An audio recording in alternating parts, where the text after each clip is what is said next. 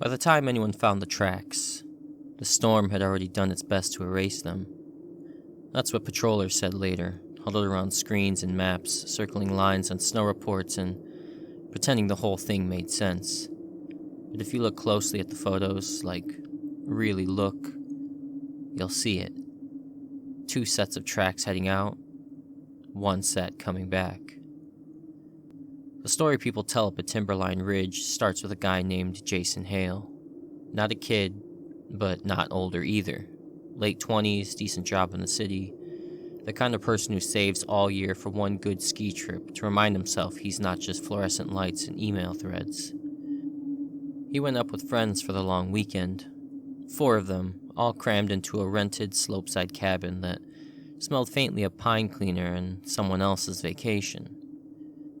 On the first night, standing on the balcony with a beer in his hand, Jason looked out at the mountain, dark and massive against the stars, and said, half joking, "Promise me none of you let me go in the trees alone. I have main character dies first energy." Everyone laughed. He laughed too.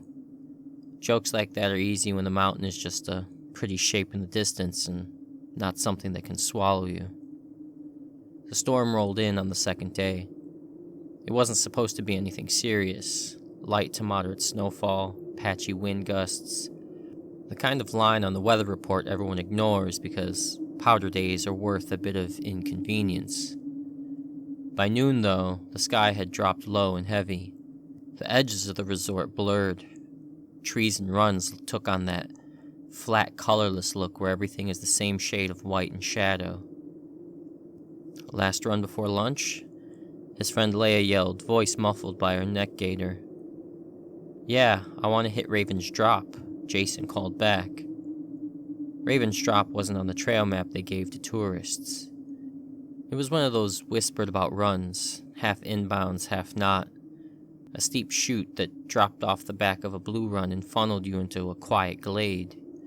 If you knew where to cut left at the bottom, you'd pop back in on the groomers like nothing ever happened. If you missed the cut, the trees kept going, and going, and going. They loaded the Raven lift, 4 bodies on a swinging chair, the wind cutting through their jackets. Snowflakes spun sideways like static on a dead TV channel. "You sure about this?" Leia asked as they neared the top. "You scared?" Jason teased. "Of you leading us off a cliff? Yes." He grinned under his goggles. "Trust me, I watched 3 YouTube videos. I'm basically a local." They got off at the top and slid toward the ridge, tips of their skis hanging over the edge. Below, Raven's Drop was a white throat, steep and silent. The storm blurred the bottom into a gray smear. "One at a time," Matt said. "We'll regroup at the trees." He went first, cutting slow, careful arcs, then disappearing into the snowy haze. Leah followed, being swallowed almost immediately by the storm. Jason waited for the third friend, Eric, who was still adjusting his bindings. "You good?" Jason asked. Eric nodded, but his fingers were fumbling with the strap. "Go, I'll meet you down there." Jason hesitated, then shrugged. The cold was getting into his gloves. He pushed off and dropped in. For a while, it was perfect. There's a feeling you get on a good run. Legs burning, snow hissing under your skis, the world narrowing to the slope and the rhythm of your turns. It feels almost holy.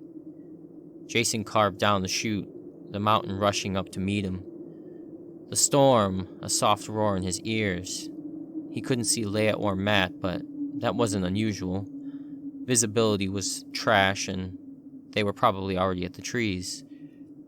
He aimed for the dark smudge of pines at the bottom and let himself speed up, trusting muscle memory and borrowed confidence. When the slope mellowed, he drew to a stop, chest heaving, grinning into the white. "Hell yeah," he shouted. The sound vanished, eaten by the snow. The trees around him were thicker than he remembered from the video, taller, closer together. The storm made them look like black bars on a white cage. "Leia?" Jason called. Silence. "Matt?" Nothing. He scanned the snow for tracks. There were some, a few lines weaving between the trunks. Depth was tricky to judge, but it looked like at least 2 skiers had passed through. He assumed they were his friends. He told himself they were his friends. Jason followed. Here's the thing about getting lost in the snow. You rarely realize it when it actually happens. There's no clear moment, no sign that pops up saying you have now exited the safe part. It's just a series of small, confident decisions that drift you a tiny bit off course until suddenly, a tiny bit is the only thing you have left.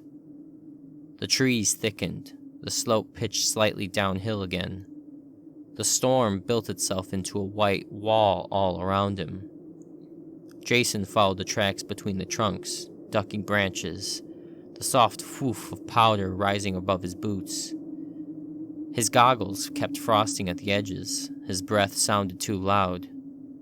He kept expecting to see the cut left, some obvious line where the tracks broke back toward the resort. But the tracks kept going straight. "Guys?" He called again, voice higher this time. Wind sighed through the pines in answer, pushing loose snow off branches in little ghostly plumes. He'd gone further than he should have. He knew that in his gut. Jason stopped, heart beginning to tick faster, a metallic taste in his mouth. He pushed his goggles up to wipe them and felt the sting of cold on his cheeks. Okay, no big deal, he muttered to himself. Just got too low, we go left now. He turned, intending to traverse back across the slope, back toward where the resort had to be. He took 3 gliding steps, and that's when he saw them. Another set of tracks. They cut across the ones he'd been following, coming in a shallow angle from above and vanishing into the trees below. These were bigger, wider. The snow around them looked torn. At first he assumed they were from a snowboarder, but the spacing was wrong, and the depth. Each impression sank deeper than his skis did, as if something heavy had pressed down through the layers of snow. He leaned on his poles, squinting. Whatever had made those tracks hadn't been gliding. It had been walking. Jason's skin prickled up under his layers. Probably just snowshoes, he muttered, though the stride length seemed too long. He looked back at the tracks he'd been following. In this light, with the storm thickening, he couldn't even be sure they were his friends anymore. For all he knew, he'd been trailing some random stranger for the last 10 minutes. Snowflakes clumped on his eyelashes. He made a decision. Left, he whispered. Resort is left. He pushed off and began to traverse. The world narrowed. Trees ghosted past in his peripheral vision. The snow hummed under his skis. Sometimes the ground dropped unexpectedly, and he had to fight for balance. Sometimes it rose and he had to sidestep, cursing under his breath. He checked his phone for the time. No service, of course, and the battery was already draining fast from the cold. He could still turn back, follow his own tracks. Except when he glanced over his shoulder, his stomach dropped. The wind and fresh snow had already started to fill them. What had been clear grooves minutes ago were now faint, ghostly lines that ended only a few yards behind him, swallowed by the storm. He kept moving. Minutes stretched. Trees blurred together. His legs started to ache in that deep, bone-level way that promised cramps if he stopped. His fingers tingled. The light changed, flattened, then dimmed, like someone had put a lid over the sky. He realized with a jolt that it was getting late. The mountain closes at 4, he thought. Patrol will do their sweep. They'll notice I'm missing. They'll come down Ravensdrop and... He cut that thought off. He didn't know exactly where he was. And if he didn't know, Patrol definitely didn't know. Something cracked somewhere in the forest. A branch under snow, maybe. Or something stepping on it. Jason stopped dead. The sound echoed strangely, bouncing off trunks and snowbanks until it seemed to come from everywhere at once. "Hello?" he called. The wind took his voice, shredded it, and threw it back at him in pieces. For a second, he thought he heard something in that shredded echo. A word. His name. He turned in a slow circle, heart hammering against his ribs. The trees were a crowd in the storm, thin black shapes leaning in, listening. That's when he saw the tracks again. Not his, not Ski's. The same deep, wide impressions, spaced too far apart, cutting across his path and vanishing into the white. Only this time, they were fresh. New edges, no snow drifted into them yet. And they were closer together than before, like whatever made them was taking shorter steps. Jason swallowed. Snowshoes, he told himself again, the word sounding thin and stupid. Snowshoes didn't explain the way the snow at the edges seemed pulled inward, like claws had raked through it. He lifted his goggles up, blinking into the sting of the storm, and looked uphill. Nothing but the slow, shifting curtain of falling snow. He looked downhill. Nothing. But he realized something that made his stomach knot. The tracks? They hadn't just crossed in front of him randomly. They were parallel to his, following. He moved faster after that. He didn't run, not yet, but his turns got shorter, more hurried. He stopped talking to himself out loud. It felt too much like telling something where he was. Every few minutes he'd glance back. At first he didn't see anything, just the gray-white blur and the ghosts of his own tracks. Then, after one particularly narrow line of trees, he glanced back and saw it. A shape, far up the slope, half hidden by falling snow. It was tall, taller than the person in normal gear. A dark vertical smudge against the white, too sharp and too still to be a tree. He froze, poles digging into the snow, breath hanging in front of his face. His brain did that frantic logic dance. It's a tree, it's a signpost, it's another skier, it's nothing. The shape didn't move. He blinked hard, eyes watering from the cold. A gust blew across the slope, a curtain of snow sweeping between them. When it cleared, the shape was gone. The tracks, however, were closer. Jason's heart chugged painfully. His chest felt tight. He realized he was starting to pant, not just from exertion, but from something sharper, thinner. Fear. He thought about yelling again, but he didn't. Some old animal part of him whispered that making noise was a bad idea. So he did the modern, civilized thing instead. He tried to call someone. He fumbled his gloves off and dug his phone out, fingers already clumsy with the cold. The screen lit his face a sickly blue. No service, and batteries at 12%. He turned the flashlight on out of instinct, then immediately turned it back off.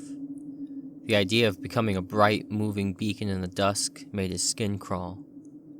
He shoved the phone back into his pocket and pulled his gloves back on. "Just keep moving," he whispered. "Keep going left. Left is good. Left is home." Behind him, snow shifted. Not loudly, just a soft, heavy whump like something large stepping off a ledge. He didn't look back. He couldn't. He just went. Darkness comes early on the mountain in winter, especially in a storm. The gray deepened into blue, then into something almost black between the trees. The snow seemed to glow faintly with its own dim light, the way it does at dusk, but the spaces between the trunks became doorways to nothing. Jason's thighs burned, his calves cramped, his toes had gone from numb to aching to something worse, like they weren't quite there anymore. At some point the slope flattened and then tilted slightly the wrong way. He realized with a cold, sinking feeling that he wasn't angled across the hill anymore. He dropped into some kind of drainage, a shallow ravine or creek bed. The trees thinned here. The storm felt louder. He stopped, chest heaving, and dared. Finally, to look behind him. For a moment, there was only the soft white swirl of snow and the faint groove of his own tracks. Then, slowly, his eyes adjusted. Halfway up the shallow ravine, standing just at the end of the trees, was a figure. Tall, dark, featureless at this distance. It stood with its shoulders slightly hunched and head tilted, as if considering him. They stared at each other across the white silence. The storm hushed. Jason's mind tried to paste something familiar over it. A patroller in dark gear, another lost skier, some weird bundle-up snowshoer. But the proportions were wrong. The arms hung low, too low. The torso seemed elongated, like someone had stretched it, and around its legs, the snow looked churned and torn, not neatly packed into boot prints. "Hey!" Jason croaked, shocking himself with the sound of his own voice. The figure didn't respond. "Hey, over there! I'm lost!" Nothing. It didn't wave, didn't call back, didn't move at all. It just watched. Jason swallowed hard. Do you know the way back to the resort?" he shouted. The storm picked up his words and tossed them back at him. The thing tilted its head a fraction more. Then, with a slow, deliberate motion, it took one step forward. The sound it made, just one footfall, carried all the way down the ravine. A heavy, wet compression, snow and something else grinding together. The prints it left behind, even from this distance, looked too large. Jason's body decided before his brain did. He turned and pushed off, skating awkwardly down the shallow ravine, poles stabbing at the snow. Behind him, after a heartbeat's delay, came another whump, and another, and another. The rhythm of pursuit. He didn't look back often after that. Every instinct screamed at him not to, but he could feel it. Not just hear it, feel it. That subtle, almost inaudible shift in the air when something big moves through it. The way the forest seems to hold its breath. The way your own body becomes suddenly aware of its back. The ravine wound through the trees, twisting left and right. He followed it because it was something to follow, some kind of line in a world gone to static. His legs burned, his lungs felt shredded, his fingers had stopped hurting, which scared him more than if they'd hurt worse. Once, he stumbled. His ski tip caught on something buried in the snow, and he lurched forward, falling to one knee. The impact drove a spike of pain up his thigh. Behind him, the sound of the pursuing steps paused. He froze, panting, snow up his sleeve, cheek pressed into the cold. The storm hissed around him. His pulse thundered in his ears. For a long moment there was nothing. Then, very slowly, he heard it. Not footsteps. Breathing. It wasn't the labored pant of a person running. It was slower, deeper. Each inhale sounded like a gust of wind being pulled through a narrow gap. Each exhale was a low, almost inaudible rumble that vibrated his teeth. It was close, much closer than before. Jason pulled himself up, half sobbing, and shoved off again. His muscles screamed in protest, but he didn't care. He never saw how close it had gotten. He never saw what it looked like without the storm between them. Maybe that was mercy. Time broke after that. There were only pieces. A low branch whipping his goggles off, and the shock of cold on his eyes. The flash of something dark at the edge of his vision, there and gone when he turned. The sound of his own panicked whimpers, small and ugly in the huge white silence. The sense, over and over, that if he stopped, even for a second, it would catch up. At some point the ravine opened into a small clearing. He burst out of the trees, stumbling, snow spraying around him. The storm felt stronger here, unblocked by trunks. The sky was a low, boiling ceiling. For a heartbeat, he thought he'd found a groomed run. The snow looked smoother, the slope more even. Then he saw the shape in the center of the clearing. It was a cairn. At least, that's what he thought at first. A waist-high pile of rocks, half buried by snow. Someone had stuck a broken ski upright in the top as a makeshift cross. A faded wind-torn ribbon flapped from it. Something in Jason's chest clenched. He'd seen things like this before on hiking trails, memorials, in memory of. He slid to a stop a few feet away, chest heaving. The rocks were old, weathered. The snow had settled deep between them. Someone had scratched something into the base of the ski in black marker, but the storm and time had smeared it into an illegible blur. He felt eyes on his back. Slowly, against every screaming instinct, he turned. The clearing was ringed by trees, dark, tall, their branches heavy with snow. Between two of them on the far side of the clearing, something stood. Closer now. Close enough that he could see it more clearly. It was tall. Not impossibly tall, but taller than any skier he'd ever met. His body was wrapped, or made of layers of something pale and ragged, like snow-crusted fur or torn fabric. Its arms hung long at its sides, ending in wide, dark shapes that sank too deeply into the snow. Jason couldn't move. The thing didn't advance. It just stood there, watching him. For one insane second, he thought of walking toward it, of asking it, somehow, to help him, to lead him out. Instead, his mouth formed different words. "Please," he whispered. "Please let me go." The storm howled overhead. The thing cocked its head to one side, like it was listening to something distant. Behind Jason, the memorial shifted. He heard it, a tiny crack as ice broke. He flinched and glanced back. The broken ski cross had tilted. The ribbon fluttered like a dying flag. He looked at the base of the cairn again. For a moment, the snow there thinned, lifted by the wind, exposing words scrawled in black marker on a half-buried piece of wood. He could only make out the last name. Hale. His own. His blood turned to ice. He blinked. The wind gusted. Snow settled. The letters vanished again under white. When he looked up, the thing was gone. Just gone. No footsteps, no movement, no dark shape between the trees. The clearing was empty.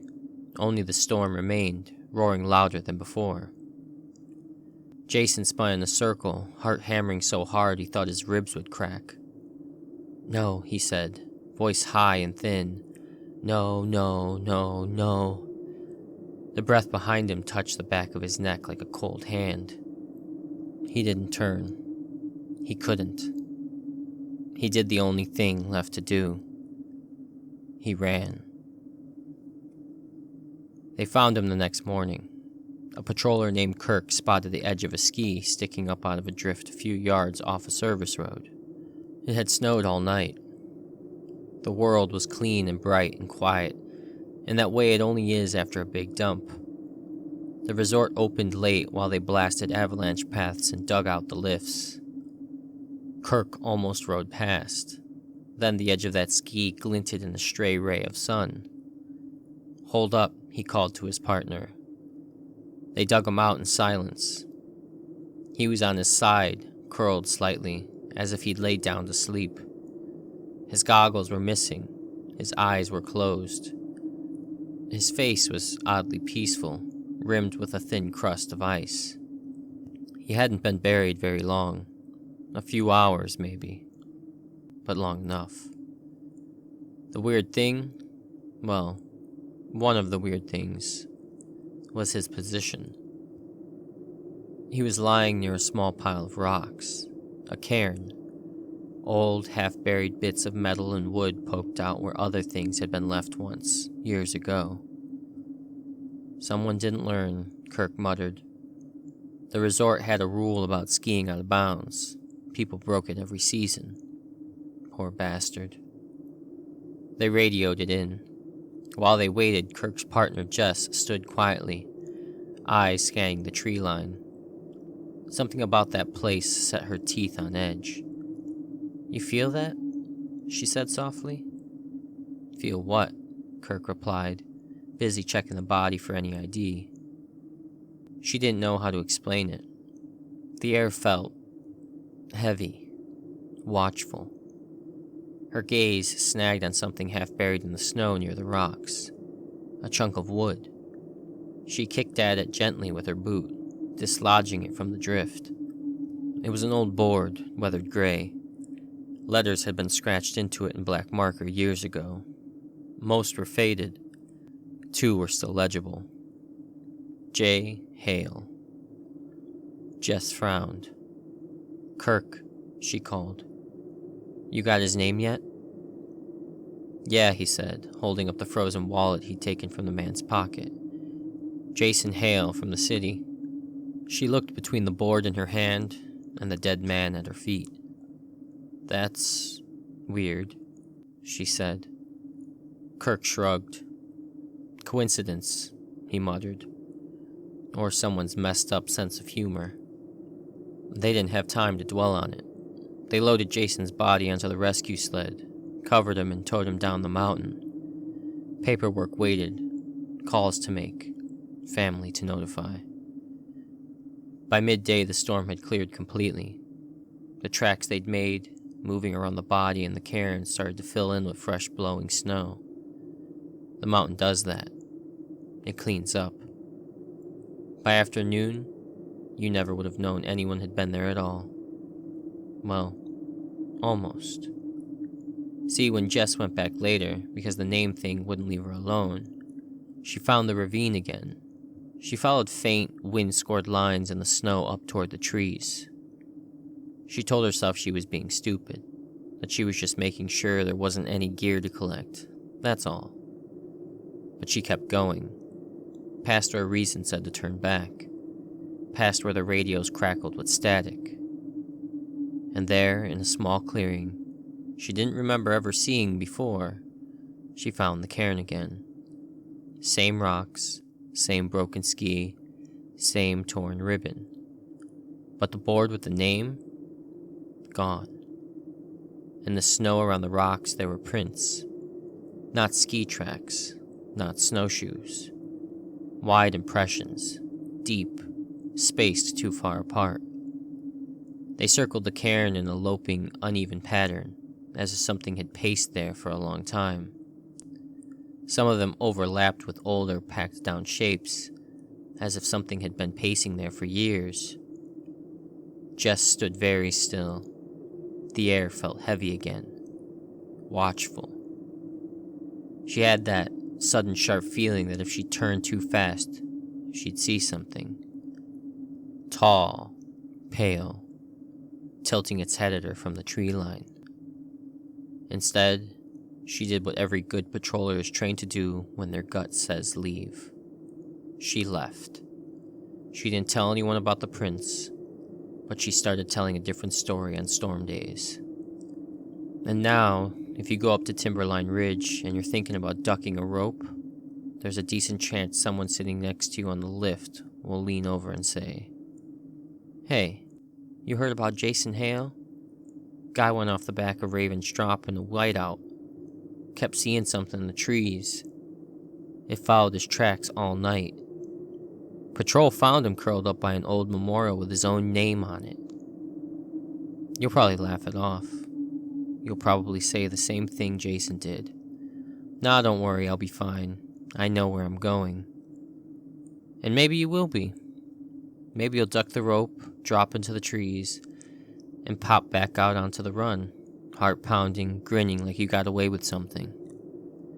But if the storm comes in faster than they said, If the light goes flat and the trees all start to look the same, if you notice another set of tracks beside your own, too wide, too deep, too long, and if, when you stop to catch your breath, you feel the air change behind you like something's drawn a little closer, do yourself a favor. Don't turn around. The mountain doesn't like to be stared at, and whatever walks in the snow behind lost skiers, it likes that even less.